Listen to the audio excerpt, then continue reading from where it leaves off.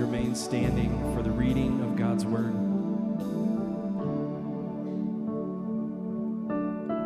I am the true vine.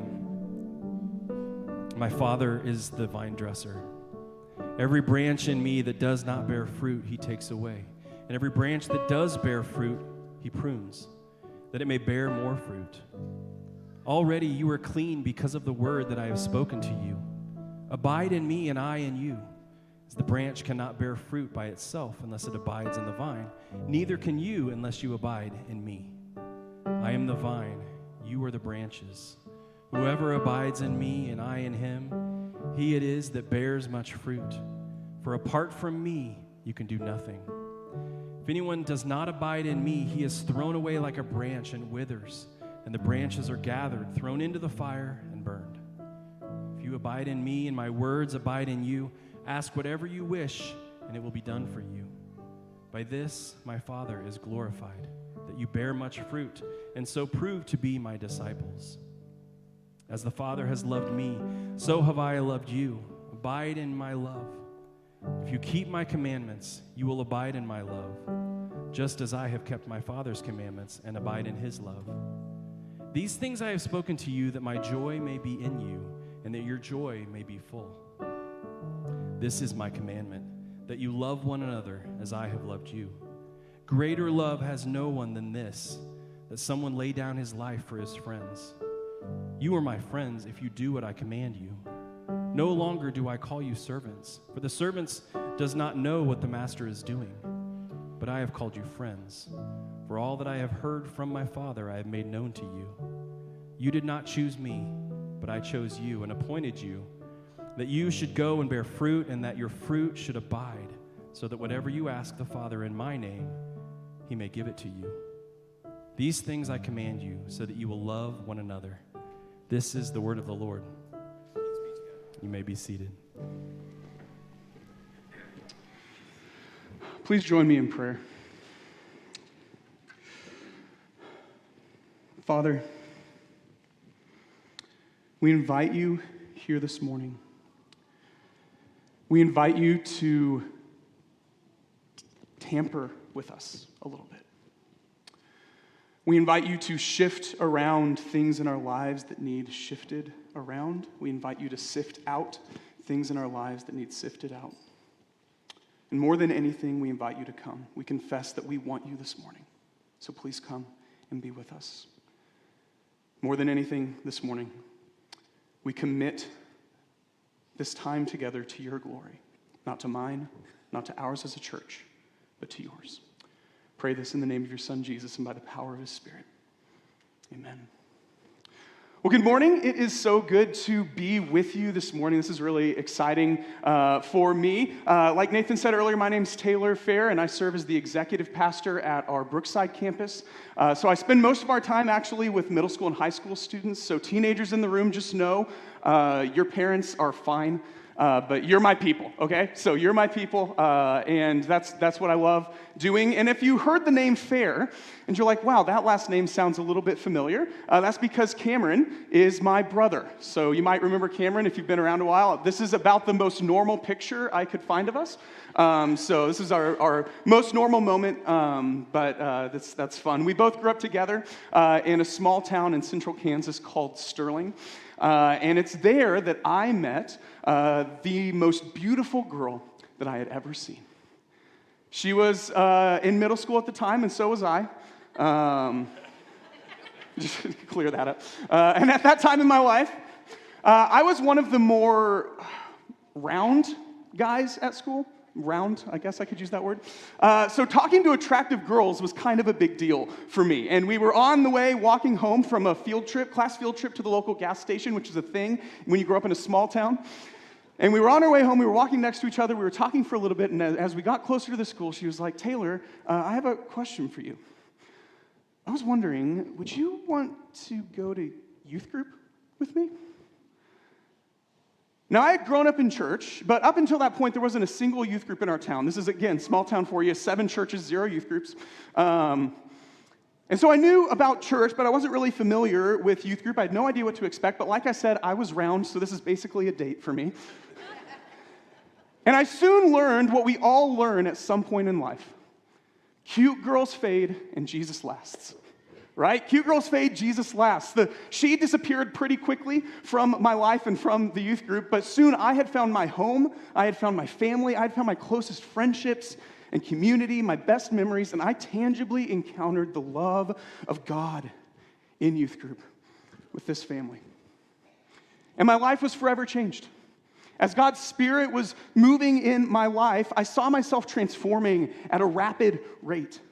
And over the next 7 or 8 years of my faith, as it really grew, the growth and change and transformation just seemed natural and inevitable. But starting partway through college, I noticed something shift a little bit. Growth just seemed harder. And the next 7 or 8 years, the fruit of my relationship with Jesus was a lot more difficult to see. I felt like I was slowly becoming more stagnant. Like I was losing touch with my friendship and intimacy with my King. I wonder if any of you have had a similar experience. Maybe the first few years of your faith were full of vibrancy and change and growth, but at some point, it started to level out and maybe even fade a little bit. And now maybe your belief in God didn't change. Maybe you still believed in God, but you found yourself asking questions like this. Is this all there is? Isn't there supposed to be more? I have God's Spirit in me. Why am I not seeing any fruit? Why does it sometimes feel like my faith in Jesus is withering and my friendship with Jesus is waning? Have you been there? We're continuing this morning to walk through as a church these words that Jesus said to his disciples on the final night of his life in the Gospel of John. It spans chapters 13 through 17. And in this central chapter that Patrick read for us earlier, at chapter 15 that we're exploring this morning, there's one overarching image that dominates the entire chapter. A ton of themes, but one image really captures you. You might have already been familiar with it when you heard it read earlier. It's the image of a vine. A vine and some branches and a gardener and some fruit. And here's what I want to submit to you this morning. I think that if we really grasp what Jesus is trying to drill into his disciples here with this imagery of a vine and branches, we will have a better understanding of the moments when our faith feels like a shriveled plant instead of a fruitful branch. So I'm unofficially calling this sermon, How to Wither Your Friendship with Jesus. Now, you don't set out to do that, but how do you wither your friendship with Jesus? And we're going to find this morning in John 15 3 surefire steps to a wilting faith. 3 surefire ways to wither in your friendship with Jesus. And I can say with certainty, just from experience, that every time in my life that I have felt arid, dry, far from God, fruitless, I was doing one of these 3 things that we're going to talk about this morning. And I want to suggest that if you find yourself in a similar place coming into these doors of this church this morning, that there might be a good chance that you're doing one of these 3 things too. Now, maybe you're here and you're not even following Jesus right now. You wouldn't call yourself a Christian, but you've wondered, why do people who say they know Jesus not usually manifest the kind of life it seems like they should have? And if that's you, we're just going to walk through some things this morning that can keep us from that kind of life. But for all of us, I think that when we come to terms with Jesus' words in John 15, we will have a better understanding of those moments when we feel dry, hollow, unproductive, and what it will take to recover vitality and fruitfulness in our faith. Got the flow? Got where we're headed? We good?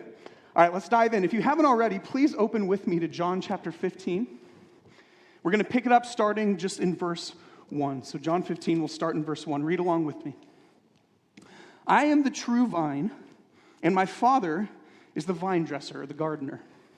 Every branch in me that does not bear fruit, he takes away. And every branch that does bear fruit, he prunes, that it may bear more fruit. Already you are clean because of the word that I have spoken to you. Stop there. So here we find in these first 3 verses the first step to withering in our apprenticeship to Jesus. Here it is. Resist the Father's pruning. Resist the Father's pruning.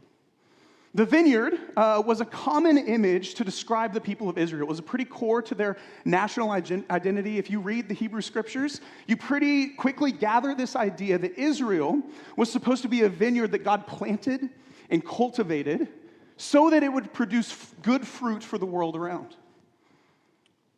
That was the goal, the purpose. That's why this imagery is important. But in one passage in the book of Isaiah, in Isaiah chapter 5, God goes looking for the good fruit in his people. He says, I planted you here, I cultivated you for good fruit. I'm looking around for good fruit, but all I see is bad fruit.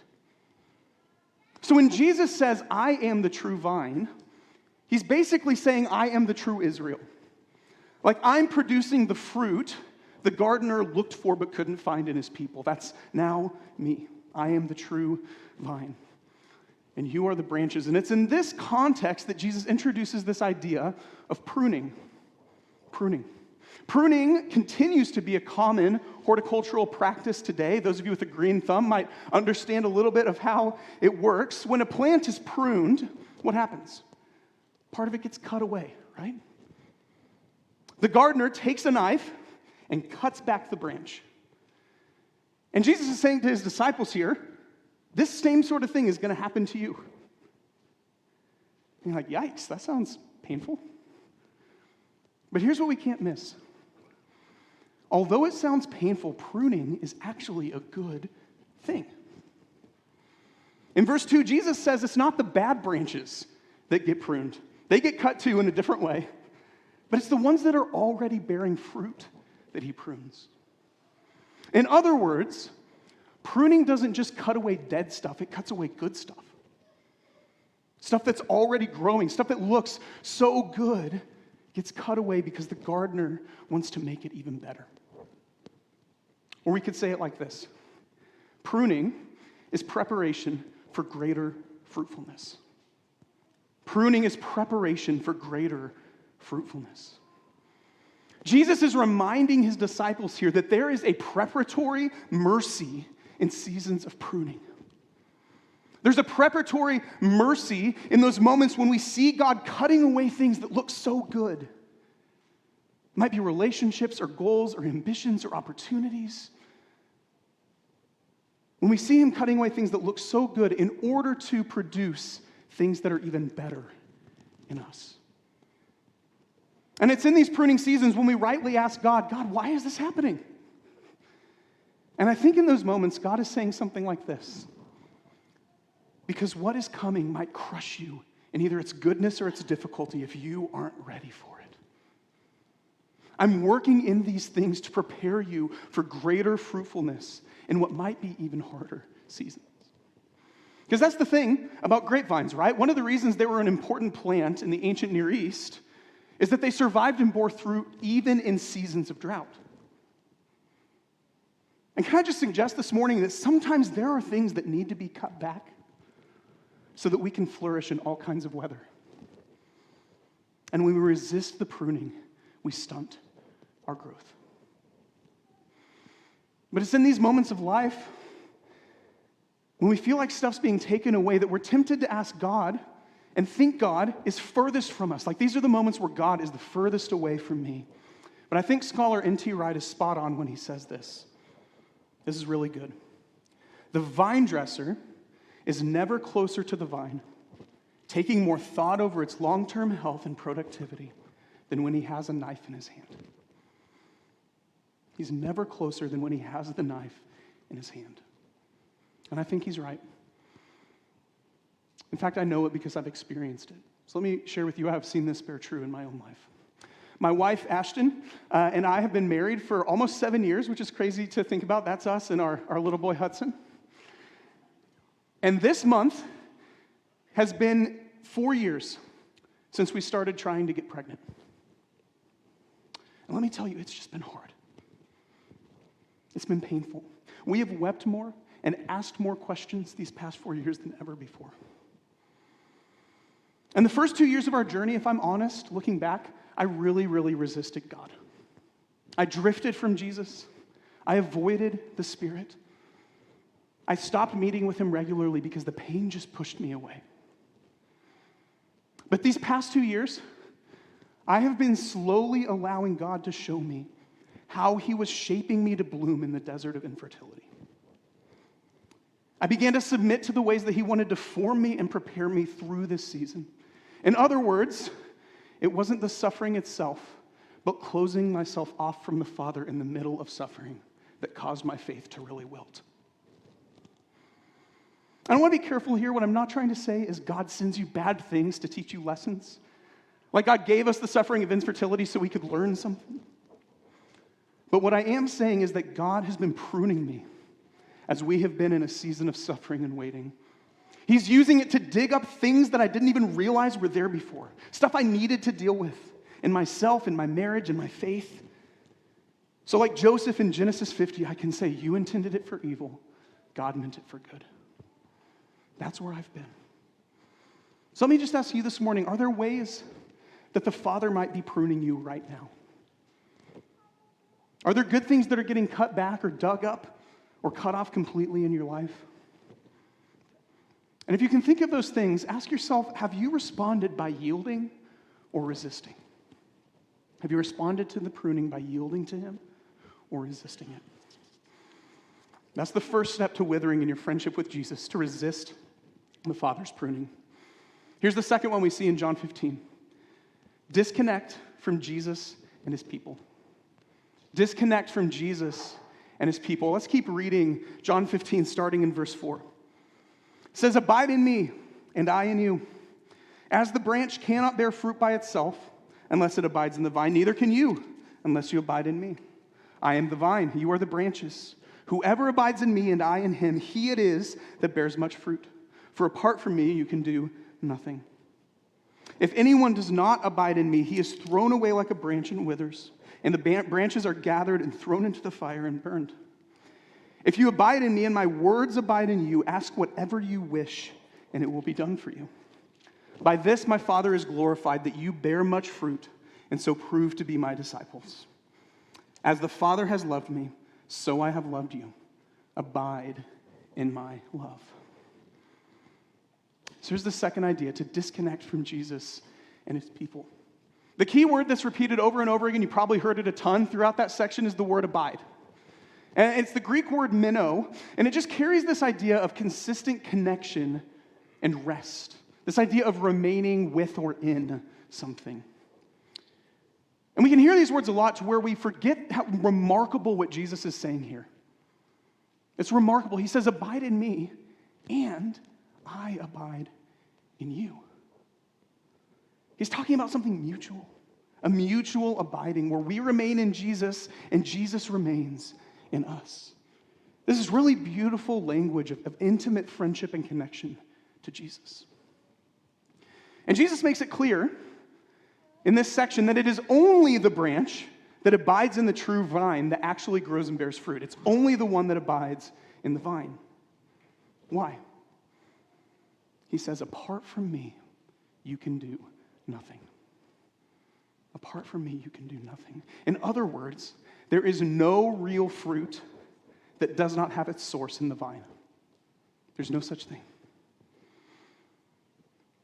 Martin Schleske is a German violin maker and theologian, which is just such an awesome combination of things to be. And he wrote a book that explores connections between the world of music and his craft and the Christian life. And here's what he says about this passage. I think this is really brilliant. He says, God lets us participate with him in life. The joining of a musician and an instrument is a picture of this unity.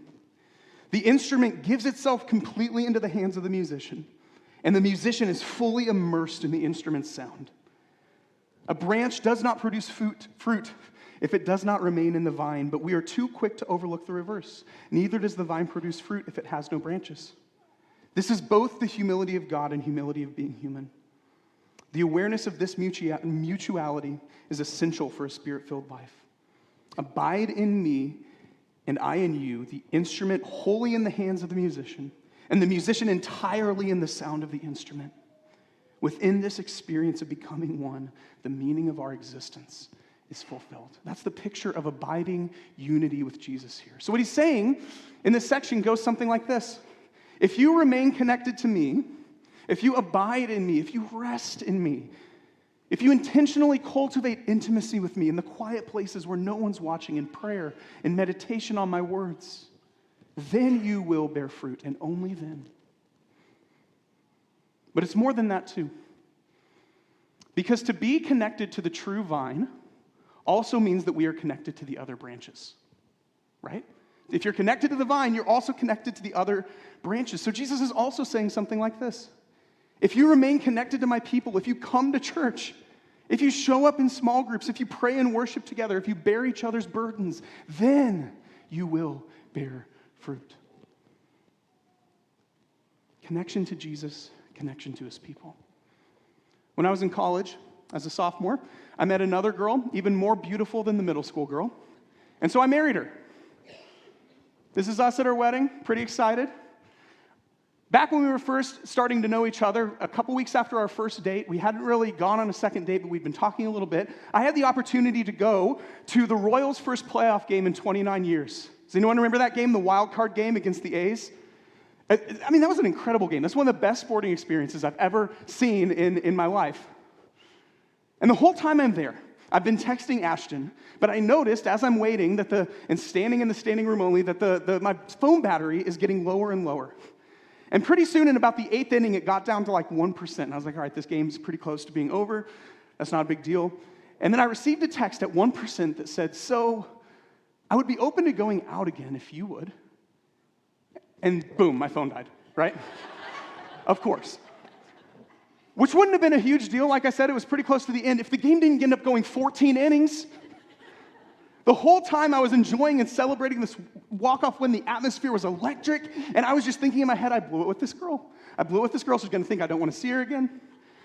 And it wasn't until 3 a.m. when we pulled into an IHOP, not the prayer place, but the pancake place. We pulled into the IHOP, and I rushed to a power source and plugged in my phone, and it turned on, and what popped up on my screen was, or not, ... with those like see no evil monkeys, right? 3 of them. So I hurried to text back and make it right. Thankfully, it all worked out.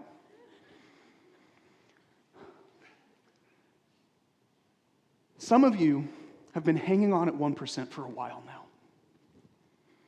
You've left on in the background the apps of people's criticism, of your disappointments with God, of your disappointments with the church, and you've let them drain your battery and disconnect you from God and Jesus himself and his people.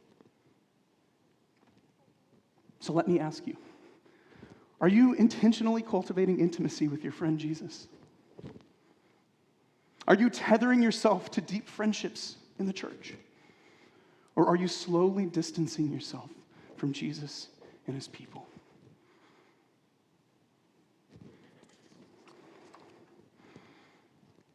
Jesus tells us if we want our friendship with him to wither, we need to resist the Father's pruning, and we need to disconnect from the vine and the branches. Here's the final step. Underestimate the joy of obedience. If you want to wither in your friendship with Jesus, underestimate the joy of obedience. Let's keep reading the rest of this in verse 10. If you keep my commandments, you will abide in my love. So how do you abide?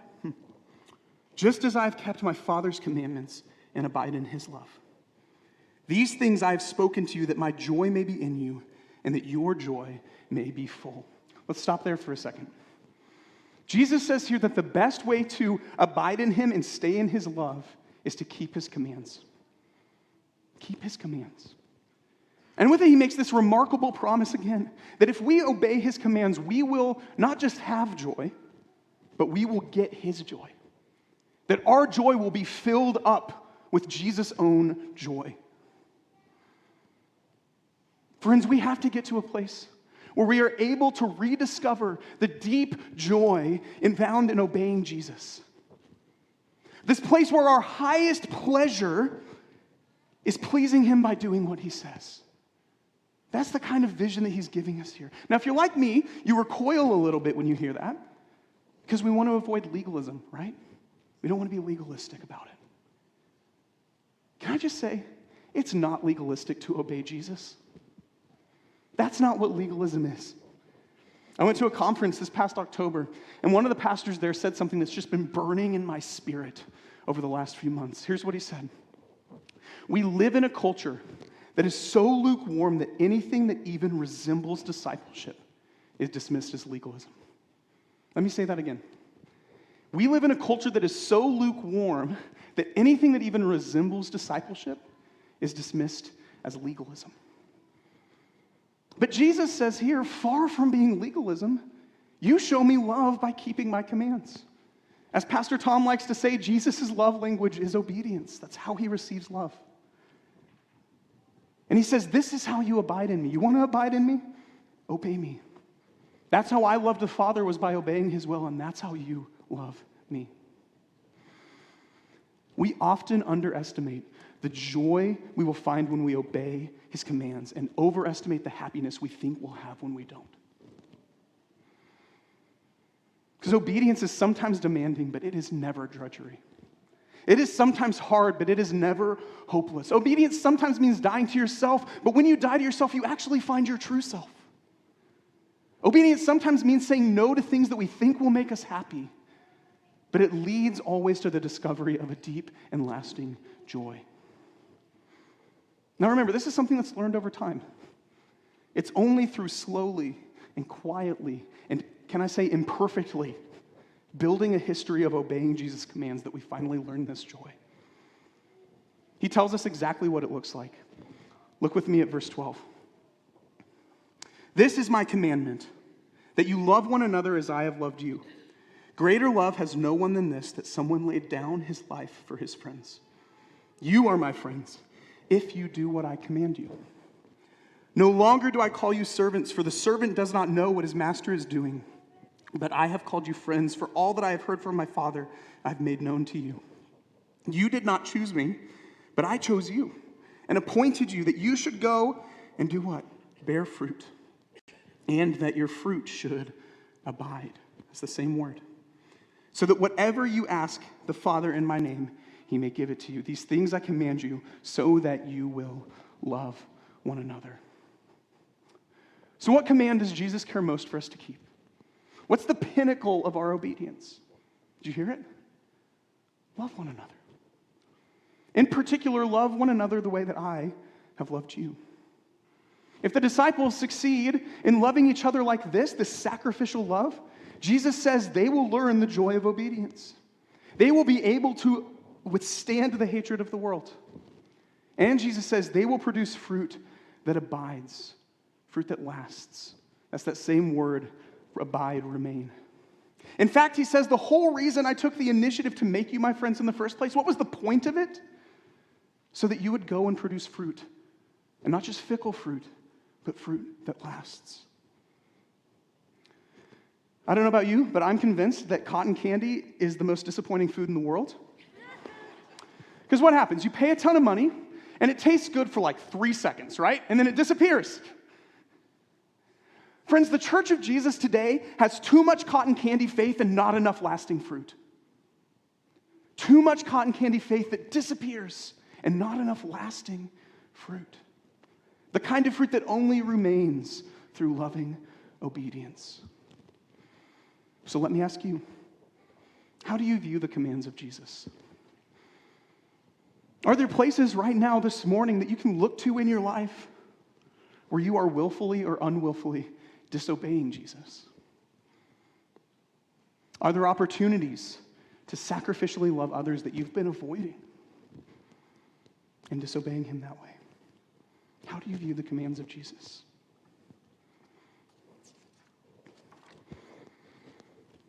At the end of the day, John 15, Jesus is encouraging his disciples that the keys to a fruitful life, to recovering that connection and vibrancy, are submission, intimacy, and loving obedience. And maybe you're here this morning, you feel like your friendship with Jesus is withering, it's drying out. Maybe it's been hanging on at 1% battery for a while. And if that's you, just honestly ask yourself, is one of these 3 things missing in my life? Am I resisting, pruning? Am I disconnecting from Jesus or the church? Am I disobeying Jesus? Is one of those things missing? And if it is, pursue the other thing. Connect yourself to Jesus. Submit yourself to the Father's will. Lovingly obey him by loving others. Maybe you're here this morning and you feel like you are deeply abiding in Jesus right now. There is growth, there is fruit, there is vibrancy, vitality everywhere. I just want to encourage you to lean in more. That the more you lean into these three things, the more you yield, the more you yoke yourself to Jesus, the more you lovingly obey him, the deeper that connection becomes. Don't let the growth and fruit and vibrancy that you feel right now make you think that it's you and forget about the vine without whom you can do nothing. Finally, you may be here this morning and you haven't ever been connected to the true vine. In fact, maybe it's partly because of Christians who haven't produced good fruit that you've kept your distance a little bit. And if that's you, I just want to speak a word over you this morning.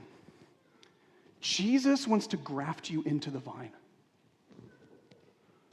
The God of the universe wants you to be filled with his love and joy. He wants you to be joined to him, to have this deep and intimate, mutual, abiding relationship with him. He wants you to have your source in him so that you can flourish in life.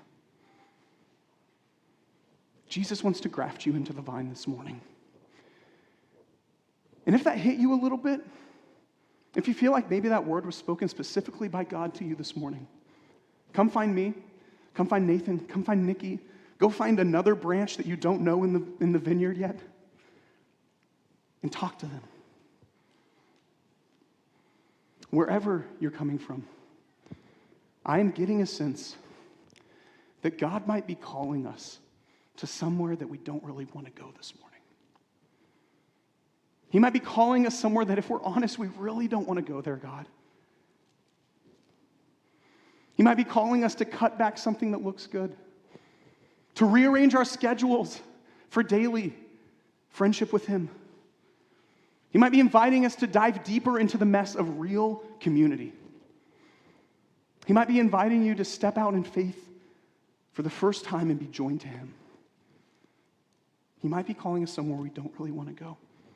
And all week I've been thinking about this moment, and my favorite story is Lord of the Rings. And the fellowship is about to go on the darkest and hardest part of the journey through the mines of Moria. And they're all terrified. They don't want to go there. And in the book, we read this exchange. "I don't wish to enter it even once," said Pippin, classic Pippin. "Nor me," muttered Sam. "Of course not," said Gandalf. "Who would? But the question is, will you follow me if I lead you there?" The question is, will you follow me if I lead you there? Now, of course, if you know the story, you know that on that very journey in Moria, Gandalf would lay down his life for his friends. And of course, if you know the story, you know that less than 24 hours after he said these words, in John 15, Jesus would do the same and lay down his life for his friends.